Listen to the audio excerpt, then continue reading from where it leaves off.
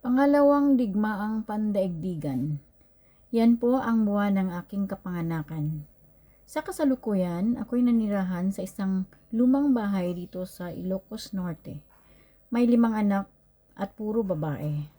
Ang aking asawa ay matagal nang namayapa at ang lahat ng mga anak ay may kanya-kanya ng pamilya. Tubong Mindanao po ako, ngunit nung ako'y teenager na, nakipagsapalaran ako sa Maynila.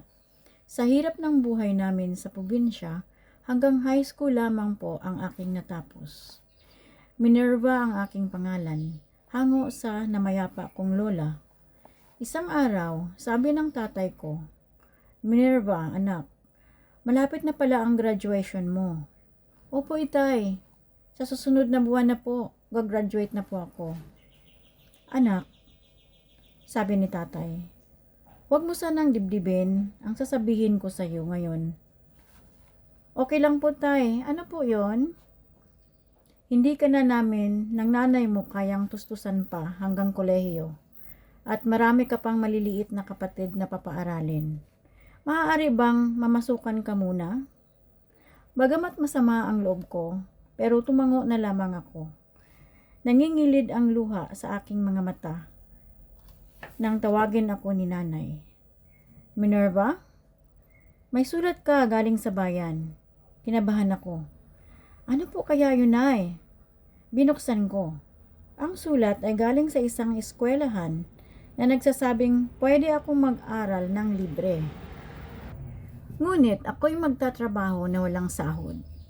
Natuwa ako, ngunit ang mga magulang ko ay hindi. "Anak, kahit pa libre yan, hindi ka pa rin pwedeng mag-aral dahil kailangan namin ang may katuwang sa paghanap buhay. Dahil taghirap ngayon, halos di makakain. Kung mag-aaral ka, anak, paano yung mga kapatid mo?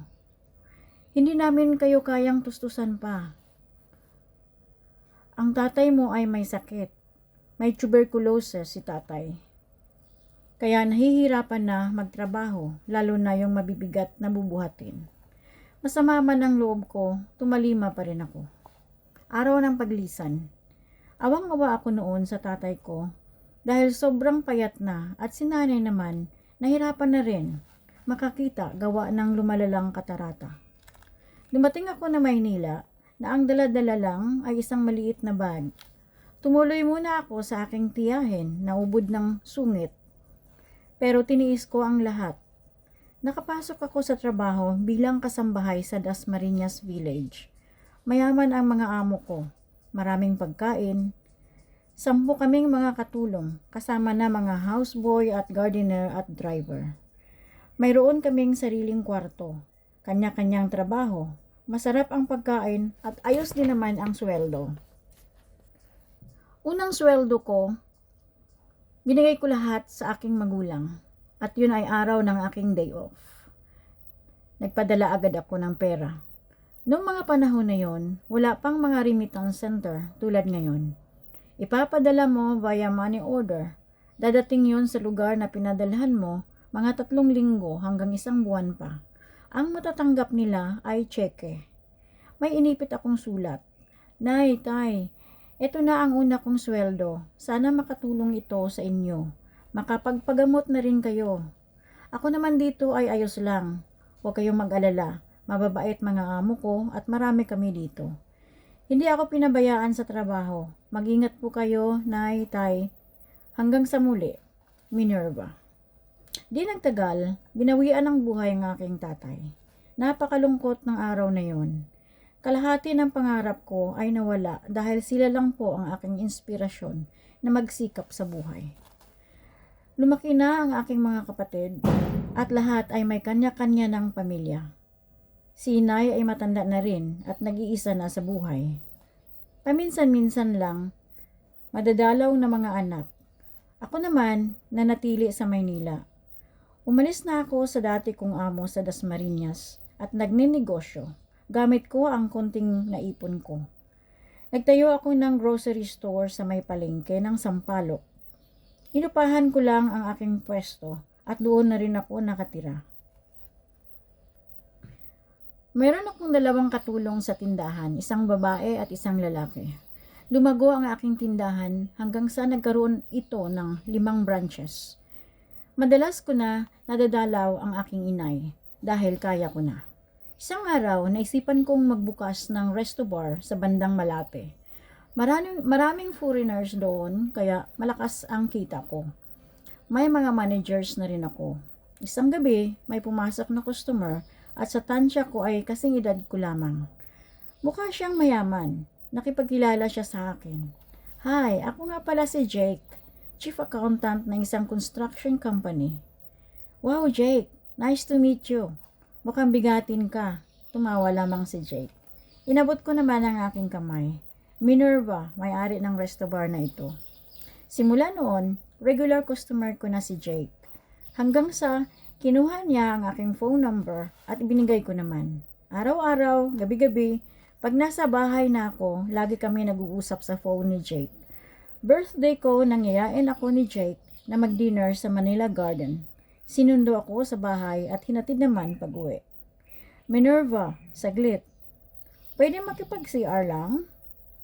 Okay, sige, tuloy ka, Jake. Gusto mo ng kape? Alo ko. Why not? Sabi ni Jake. Nagtimpla ako ng kape at naupo na rin ako sa mesa. Hanggang di na malayan, umaga na pala. Umuwi na si Jake at nag-text. Minerva, pwede mag-dinner tayo sa bahay mo?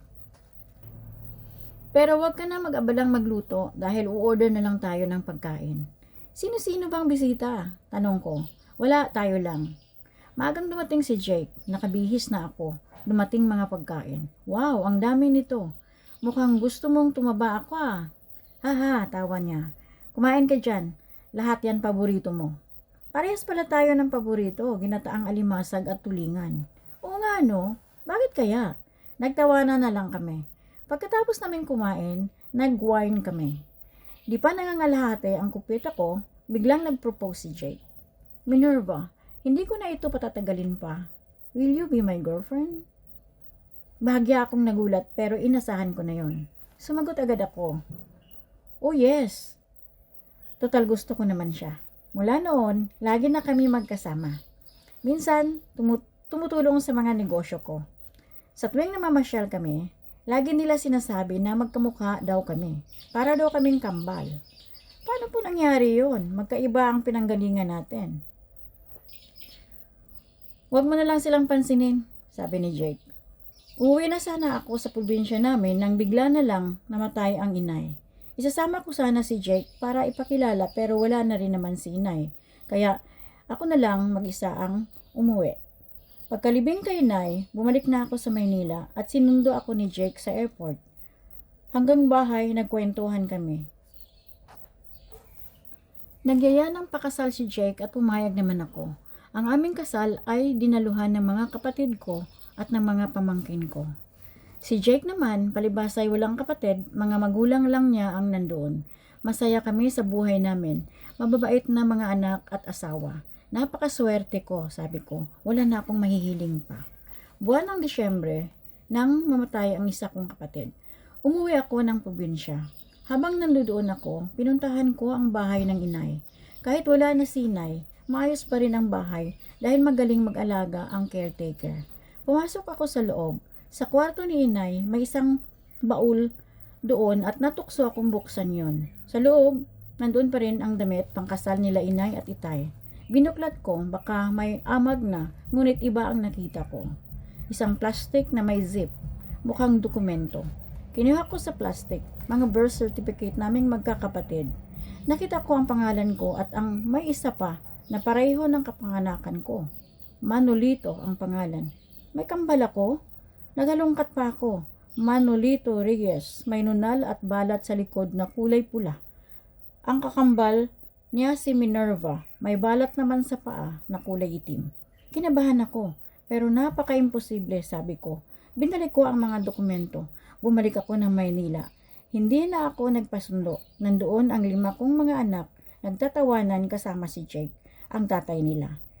Di ko malaman kung sasabihin ko ba kay Jake o hindi, pero minabuti kong hindi na. Pasekretong kinunan ko ng sample si Jake at ipina-DNA. Confirm, magkapatid kami. Tinago ko ang result sa vault namin sa bahay na ako lang ang nakakaalam ng combination. Inilihim ko yon kay Jake hanggang sa isang umaga, papasok na sana si Jake sa trabaho nang biglang may bumangga sa kanyang sasakyan na isang cargo truck. Dead on the spot ang asawa kong si Jake. Namatay si Jake na hindi man lang niya nalaman na magkapatid kami. Sanggol pa lang kami nang ipinaampon nila si Jake sa mag-asawang taga Maynila na walang anak. Hindi ko na rin sinabi sa mga magulang ni Jake na magkapatid kami. Ang mga anak ko, sasabihin ko kaya sa kanila? Hanggang dito na lamang po ang liham ni Minerva. Marami pong salamat sa pakikinig.